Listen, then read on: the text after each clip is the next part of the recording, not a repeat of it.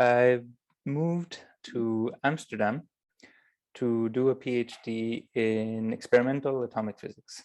So I'm working here at the Free University of Amsterdam, where we're trying to measure what kicked off the big quantum mechanics revolution in the early 20th century, which was, among many other things, spectroscopy of hydrogen, which is the simplest element. It's just a proton and an electron. And what we're trying to do is a very similar thing, but with a slightly heavier version of hydrogen, which is helium with one electron kicked out. So that's what I'm doing now in Amsterdam. Now, in the middle of all this, you're still doing quite a bit of composing and even had a premiere recently. Yes, well, I had two premieres, one of which you played.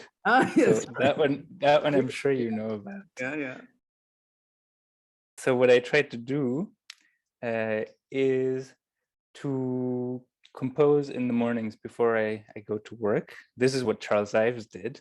He would wake up in the mornings and I think play Bach for half an hour and then compose. And I realized that this is really the only way that I can consistently do it. And so now what I do is indeed I compose from like 6:30 to 8 in the morning or 8:30, and then I go to work. And the two premieres was one you played, and the other one was a piece for chamber orchestra and soprano, where the soprano was mostly acting as a narrator. I wanted to somehow write some music composition that would be somehow about physics, because when you study physics, some things that look really dry to everybody else are very exciting, right? Yeah. And I wanted to somehow share that excitement with people who aren't studying physics. And over the course of 2 years or so, I wrote this 20-minute-ish long piece for chamber orchestra and narrator, which was premiered in New York by contemporaneous Particles and Fields. Particles and Fields. Yes. Great.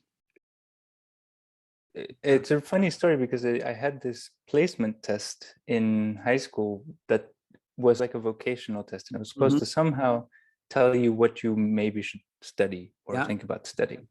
And I skipped school that day because I knew what I wanted to study, and it was music. And I thought, this test isn't going to tell me music because it just wasn't in the test. Right. So I thought, okay, I'm going to do something else. And then I came the next day and they said, oh, you missed the test. You have to take it today. So I took it. And it said physics, and I thought, I'm never going to study physics. This is ridiculous. That's a very good story. I knew this test was stupid.